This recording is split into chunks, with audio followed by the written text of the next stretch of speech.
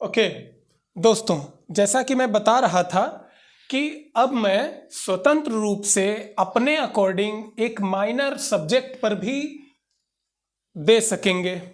ठीक, सिलेबस थोड़ा सा हम लोग देख लें, इसमें डिटेल में हम चर्चा करेंगे कि एपीओ में या पीसीएसजे में इंग्लिश का कौन कौन सा पोर्शन पूछा जाता है।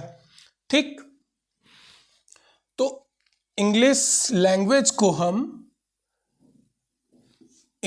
को 4 भागों में पहले हम डिवाइड कर देते हैं। एक में आप पढ़ लेते हैं पार्ट्स ऑफ स्पीच को, राइट। पार्ट्स ऑफ स्पीच पढ़ेंगे आप। इसमें कौन कौन से सेक्शन होते हैं जो जुडिशरी के, ध्यान रखिएगा यहाँ पर हम सिर्फ और सिर्फ जुडिशरी के पॉइंट ऑफ व्यू से बात करेंगे, नथिंग एल्स। ओके, तो यहाँ पर आप पढ़ेंगे पहले नाउन। नाउन क्यों इंपॉर्टेंट है आपके लिए? नाउन इसलिए इंपॉर्टेंट है क्योंकि किसी व्यक्ति, वस्तु अथवा स्थान के नाम को, और यहाँ नाउन पढ़ते समय हम आपको बताएंगे कि नाउन सिर्फ और सिर्फ नाउन नहीं है, केवल नेम नहीं है। It is a kind of identity which you call by name, you know. तो नाउन के बाद हम पढ़ेंगे प्रोनाउन, और प्रोनाउन के बाद एडजेक्टिव, एडजेक्टिव के बाद वर्ब, और वर्ब के बाद एडवर्ब।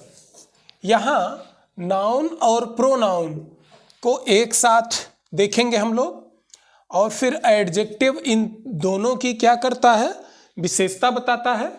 वर्ब और एडवर्ब एक साथ स्टडी किए जाएंगे। फिर हम आगे बढ़ेंगे तो आ जाते हैं प्रीपोजिशन। अब है आपकी परीक्षा। पीसीएसजे में सबसे ज़्यादा अगर किसी टॉपिक का इम्पोर्टेंस है, ठीक, तो प्रीपोजिशन और कंजंक्शन का है। ओके, संयोजक और प्रीपोजिशन जो कि स्थान सूचक शब्द है। इसके बाद इंटरजेक्शन, लेकिन इंटरजेक्शन पूछा नहीं जाता है। इंटरजेक्शन कभी भी पूछा नहीं जाता। तो इसमें जो सबसे इंपॉर्टेंट है अगर मेरे हिसाब से देखा जाए तो वर्ब, एडवर्ब, प्रीपोजिशन और कंजंक्शन, ये जे के लिहाज से सबसे महत्वपूर्ण है, क्योंकि वहाँ पर जो ट्रांसलेशन आते हैं या जो प्रेसी लिखनी होती है उसमें काट छांट करनी होती है, और वो आप तभी कर पाएंगे जब आप कंजंक्शन में पूरी तरह से निपुण होंगे। ठीक, और पूरी तरह से निपुण होने के लिए आपको पढ़ना पड़ेगा। ठीक, चलिए अब थोड़ा सा हम लोग इसको इरेज कर देते हैं। इसे पार्ट 1 जानिएगा आप। ये पहला भाग है जिसे आपको पढ़ना है। आई होप कि आप व्यूअर्स वीडियो पॉज करके इसे नोट करेंगे, लिखेंगे। स्पेशली वैसे ये सबके लिए है सिलेबस, ठीक, जो भी देखेंगे, लेकिन खासकर जो जुडिशरी के हैं उनके लिए ये है। ये एक सीरीज चलाई जा रही है। आज आप इसे मानिएगा सिलेबस डिस्कस कर रहे हैं तो लेक्चर 1 मानिएगा, L1 लेक्चर 1 है ये। किसका? इंग्लिश का, English for judiciary. Okay, English for judiciary में अब जो दूसरा टॉपिक है वो आप पढ़ेंगे ग्रामर। दूसरे में आप ग्रामर पढ़ेंगे। आपको ये पता होना चाहिए कि व्याकरण पढ़े बगैर, व्याकरण सभी विषयों की जननी है, गेटवे टू ऑल सब्जेक्ट। अगर आपको व्याकरण नहीं मालूम है तो आप किसी विषय को न तो ठीक ठीक यानी सही सही पढ़ सकेंगे, ना ही सही सही समझ सकेंगे। और जब तक आप पढ़ और समझ नहीं सकेंगे तो उस विषय वस्तु के बारे में आप बोल भी नहीं सकेंगे। तो पढ़ना, लिखना एवं बोलना, ये जो तीनों कार्य होते हैं इसे हम 3D प्रोग्राम कहते हैं। मैं एक प्रोग्राम चलाता हूँ लैंग्वेज लर्निंग का जिसे 3D प्रोग्राम कहते हैं। Speaking, reading, writing and speaking, तो वो तीनों सहज हो जाता है, सरल होता है किसके द्वारा? ग्रामर के द्वारा। व्याकरण ही वो विद्या है, युक्ति है, तरीका है, द वे, तंत्र है, सिस्टम है, जिससे आपको हमें पढ़ना, लिखना और बोलना सही सही आता है, सही सही बोलना, पढ़ना, लिखना आता है। ठीक, ये आप इनिशियल क्लासेस में पढ़े होंगे। तो ग्रामर में हम पढ़ेंगे क्या? इंपॉर्टेंट है टाइम एंड टेंस। इसके बाद दूसरा वॉइस पढ़ेंगे,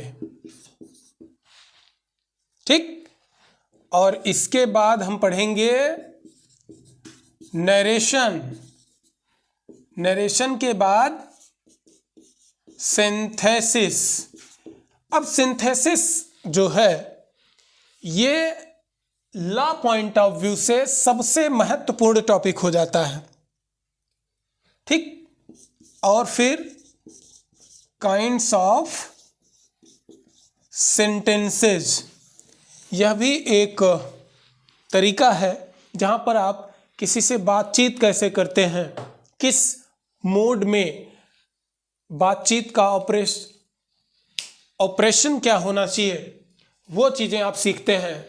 वॉइस बातचीत में या किसी भी फॉर्मल या इनफॉर्मल कन्वर्जेशन में वॉइस आपको सबसे महत्वपूर्ण टॉपिक लगेगा।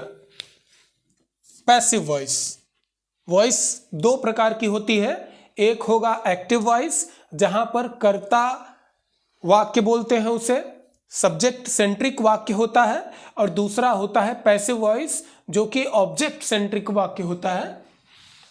टाइम एंड टेंस, इसे आप डिटेल में पढ़ेंगे। टाइम एंड टेंस से ही शुरुआत करेंगे। आप देखिएगा इतना वैज्ञानिक होगा ये लेक्चर, इतनी साइंटिफिक तरीके से हम आपको पढ़ाएंगे कि इसका जो होल वैज्ञानिक इंटरप्रिटेशन है, जिस 3D वर्ल्ड में हम हैं, उससे भी आपको मैं परिचित कराऊंगा, ठीक। तो यहां पर ग्रामर में time and tense, voice, narration, synthesis, kinds of sentences, plus और क्या पढ़ेंगे आप जो आपके पॉइंट ऑफ व्यू से वो सही है, लीगल पॉइंट ऑफ व्यू से, और क्या सिलेबस होते हैं। तो यहां पर इन्वर्जन एक नया टॉपिक है। इन्वर्जन इंग्लिश में एक नया टॉपिक है, ये पढ़ेंगे। उसके बाद टैग्स पढ़ेंगे, उसके बाद सेंटेंस फॉर्मेशन पढ़ेंगे, प्लस मॉडल्स पढ़ेंगे हम लोग। अब जब पार्ट्स ऑफ स्पीच और ग्रामर सेक्शन, यहां पर ETC लिखते हैं हम, कि जब आप पार्ट्स ऑफ स्पीच और ग्रामर सेक्शन कंप्लीट कर लेते हैं तो एक अदर तीसरा जो आपके पॉइंट ऑफ व्यू से सिलेबस होगा वो होता है word power.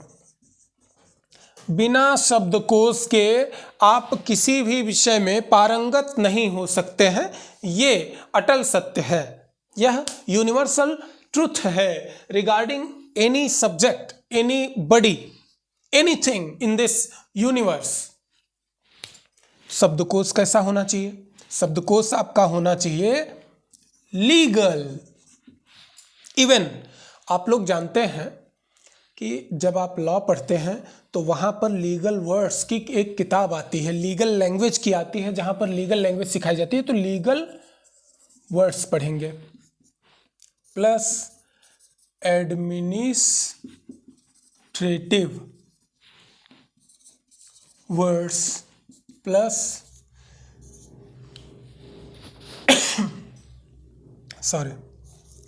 Political terminologies, plus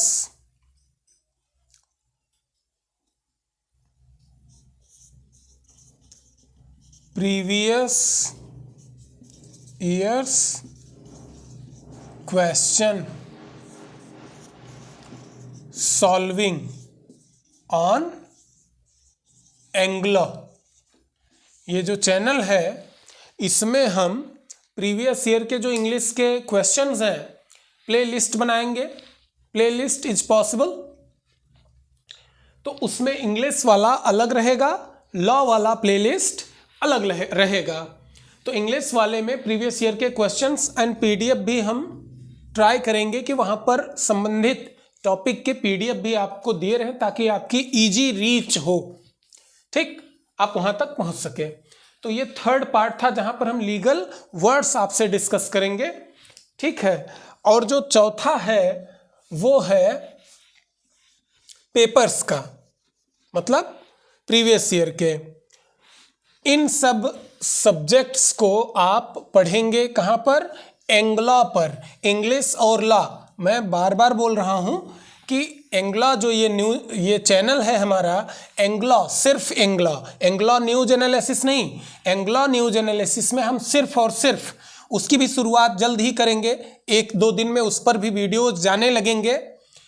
तो उस पर मैं सिर्फ और सिर्फ AIR डिस्कस करूंगा, सिर्फ और सिर्फ AIR, सुप्रीम कोर्ट एवं हाई कोर्ट के जो फैसले होंगे अद्यतन अभी अभी जो आए हैं उन पर अभी हमारी टीम वर्क स्टार्ट की है और वी आर डूइंग वेल, ठीक, इन रेस्पेक्टिव फील्ड।